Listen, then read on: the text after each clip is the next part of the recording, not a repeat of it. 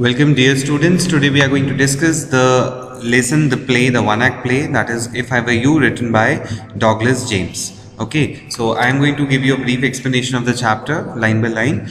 It is a small cottage interior. There is an entrance back right which may be curtained. So this is a cottage of the setting can be like this, and it's on a stage. It's a play, one-act play. Another door to the left must be a practical door. The furniture simple, consisting of a small table towards the left, a chair or two and a divan rather upstage on the right. One on the table is a telephone. If you see your NCERT book, the description is very well clearly given in the book. When the curtain rises, Gerard is standing by the table making a phone call. In this entire play, there are only two characters, that is Gerard and the intruder. He is of medium height and wearing horn-rimmed glasses. He is dressed in a lounge suit and a great coat. His voice is cultured. So he talks in a very cultured British accent. Okay, he's wearing a lounge suit, he's wearing a simple kind of a suit, and there's an overcoat.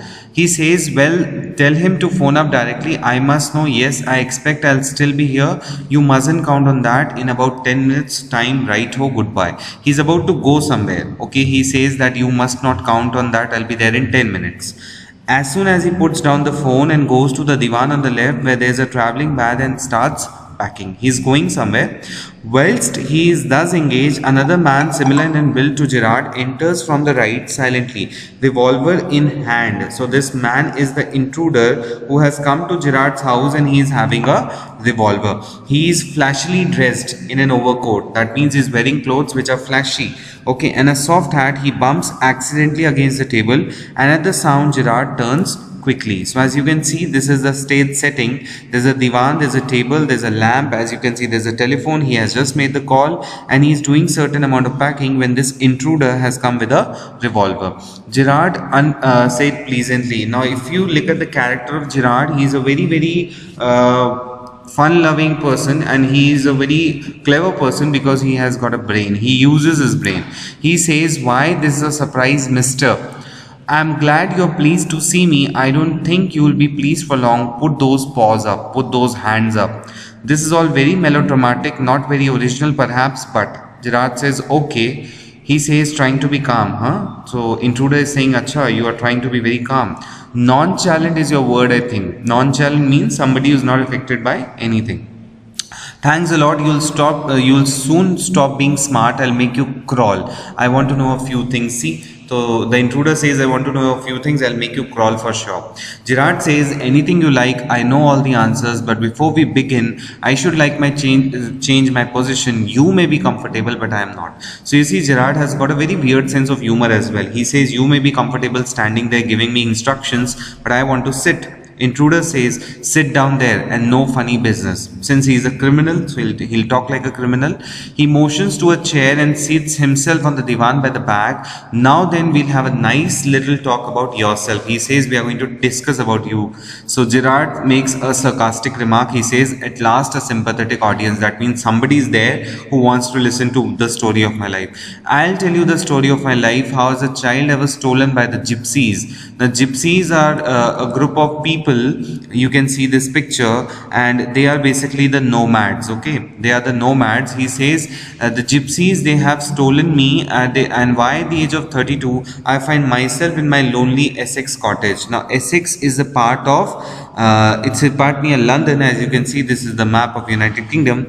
This is where Essex is. Okay, so he says that at the young age he was stolen by the gypsies, and why at the age of 32 he is living in the lonely Essex cottage. He says, keep it to yourself and just answer my questions. You live here alone. Well, do you? So he says, I don't want to know all that. Just tell some answers. Do you live here alone? Gerard says, I'm sorry. I thought you were telling me, not asking me. A question of inflection. Your voice is unfamiliar. A question of tone. He says, I have not heard your voice. So Gerard is still interested to know who this person is and why has he come here. But Gerard is not at all afraid that the person is having a gun. Intruder with emphasis. Do you live here alone? He's like, if you're not going to answer, I'm going to do something. And if I don't answer, Gerard says, if I don't answer, what will you do? You have got enough sense not to want to get hurt. Gerard says, I can hurt. Intruder says, I can hurt you. I think good sense is shown more in the ability to avoid pain than in mere desire to do so.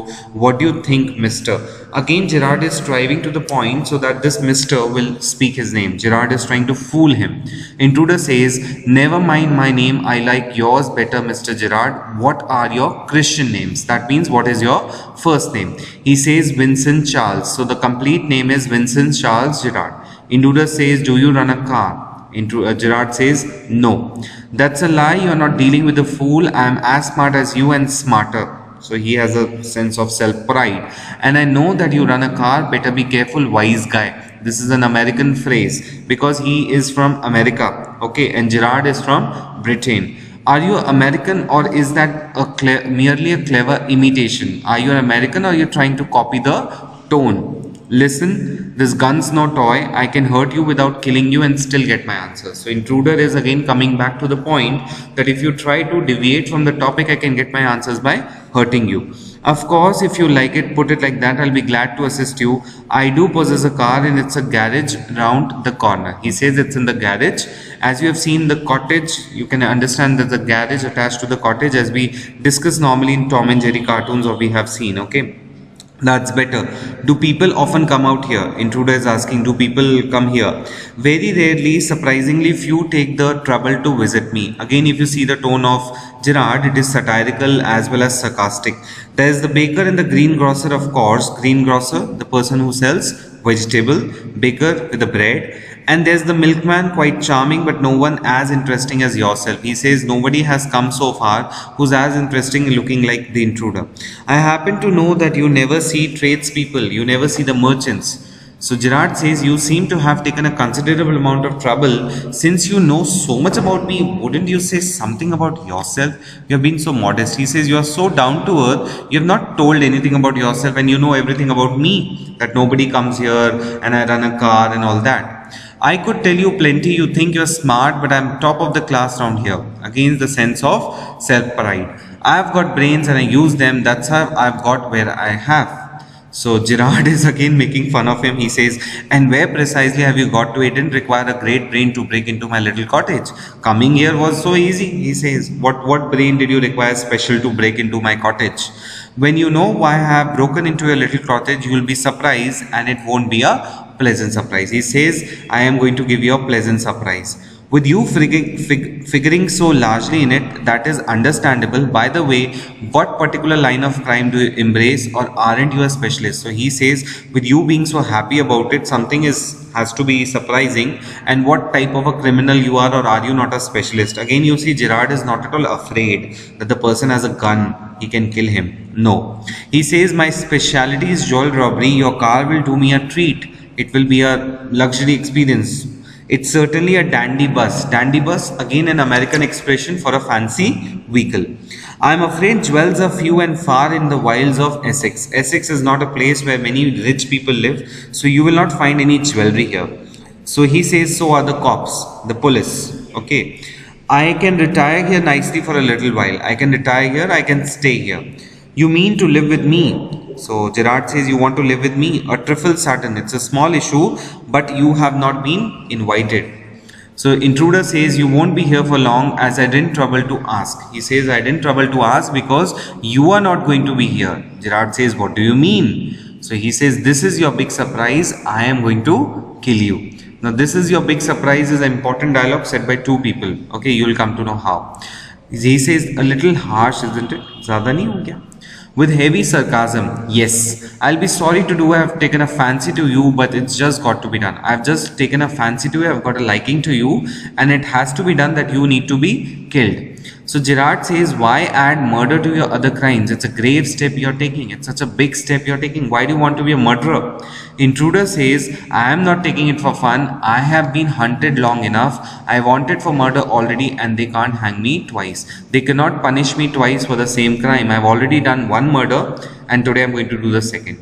He says, you are planning a gratuitous double. He says, you are planning an unnecessary double, so to speak. Admitted you have nothing to lose, but what have you to gain? Okay, I admitted. He says, I am agreeing that you are planning a double murder. second murder. But what will you gain? You have nothing to lose to kill Gerard, because Gerard is not a man who has a lot of money, treasure or something.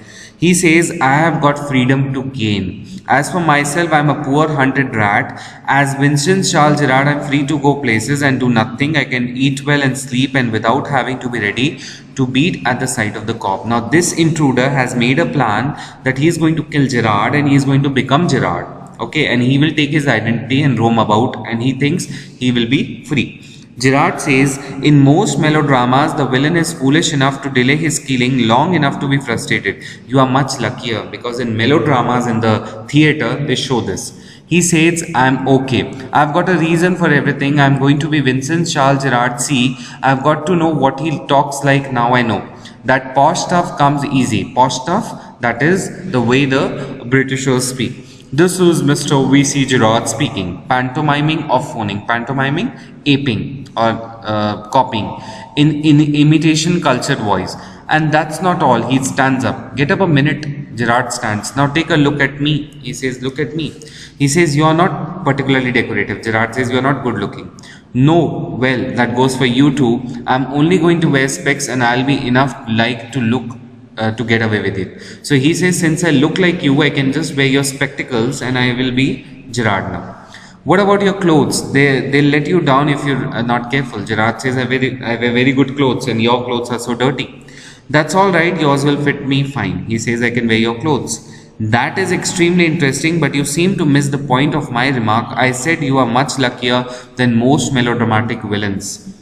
It was not a tribute to your intelligence. You won't kill me for a very good reason. So Gerard says, even if you kill me, you're not going to do it for a very good reason. So that's what you think. Intruder says, that's your problem. So Gerard says, you let me go and thank God you didn't shoot sooner. So Gerard says, tum mujhe jaane doge, and you will thank God that you did not shoot sooner. He says, come on, what's on your mind? Better be quick. This conversation bores me. So he says, just tell me what is it. Your idea is to elude, that is to run away from the police by killing me and take on my identity. He says, yes, I like the idea. But are you sure it's going to help you? Gerard says, are you sure? Now listen here, I've got this all planned. I did a job in town, things went wrong and I killed a cop. Since then, I have done nothing but dodge. So he says, I've already murdered one person and I'm running for so long. And this is where dodging has brought you. Again, Gerard is making a sarcastic remark. It's brought me to Aylesbury, a place near the place Essex. That's where I saw you in the car. Two people saw you and started to talk. I listened. It looks like you're a bit queer, a kind of a mystery man. He says you're a mystery man. A mystery which I propose to explain. Gerard is saying something about himself. He wants to tell that he is a mystery. How? Intruder says, you phone your orders and sometimes you go away suddenly and come back just the same. This is just the things I want to do. Hearing about you was one of my luckiest breaks, was one of my luckiest trials. Apparently, you haven't the intelligence to ask why I invested in the cloak of mystery. Gerard says that you are not intelligent enough that you did not ask why I am a mystery. I am a mystery because of some reason. Intruder is preparing to shoot. As I said before, this conversation bores me. Gerard says, don't be a fool. If you shoot me, you'll be hanged for sure, if not as yourself, then as Winston Charles Gerard. He says, you will be hanged if you take on my identity. Intruder says, what is that? What is this? This is your big surprise. Again, the dialogue is repeated. I said you wouldn't kill me and I was right. Why do you think I am here today and gone tomorrow and never see tradespeople? You say my habits would suit you. You're a crook. You're a fool. Do you think I'm a Sunday school teacher? You think I go to the Sunday school and I teach the children there? The game's up as far as I am concerned. Things went wrong with me. I said it with bullets. He says there were certain things that went wrong with me and I killed somebody and got away. Unfortunately, they got one of my men. He says I'm a gangster. I'm a member of the gang. And you've found things the fool should have burned. He has found some evidence. Tonight I'm expecting trouble. My bag's packed, ready to clear off. There it is. He says, see, my bag is already there. Intruder says it's a bag all right and this is a gun all right. What's all this? He says, what's all this? That's a disguise outfit, false mustaches and whatnot. Now do you believe me? He says you can go there and see the mustaches and the kind of dress up he has. Musingly, I don't know. Now he is confused. For God's sake, clear that muddled head of yours and let's go. He says, let's go. Come with me in the car. I can use you. If you find it's a frame, if you find I'm trying to trap you, you have got me in the car and you still have got your gun. Well, if you want, you can kill me there. Intruder, maybe you are right. Gerard, then don't waste time. He goes up and picks up the hat and the bag. Intruder say, careful boss, I'm watching you. I've got a man posted on the main road. He'll ring up if he sees the police and if I don't want to leave. A telephone bell rings again. Come on, they're after us. Through here straight into the garage. With this, Gerard manages to push him aside. How do I know that you're telling the truth? Oh, don't be a fool, look for yourself. Gerard opens door and steps away. Intruder leans forward to inspect it. With his side towards Gerard but with the revolver ready. So as you can see this picture, he is trying to push him inside and he is inside a cupboard. The intruder is such a stupid person that he doesn't know the difference between a door and a cupboard. Okay, Gerard gives him a push into the cupboard, knocking the revolver out of his hand. He slams the door and locks it, as you see in this picture. So Gerard manages to trick this person, and the phone where he stands with the gun pointed on the cupboard door. So Gerard now has the gun in his hand. Intruder rattles doors and shouts, let me out of here. He's shouting. Hello? Yes, speaking. Sorry, I can't let you have the props in time for rehearsal. I've got a spot on Bother. Quite amusing. I think I'll put it in my next place. Gerard is a playwright and a dramatist, and that is why he's never seeing any people and he's always busy. Listen, can you tell your friend the sergeant, policeman, to come up here at once? You'll probably find him in the public bar. So it is a very interesting play, and I hope you like the explanation. Please let me know if you have any doubts and queries in the WhatsApp chat. Thank you, dear children. Thank you.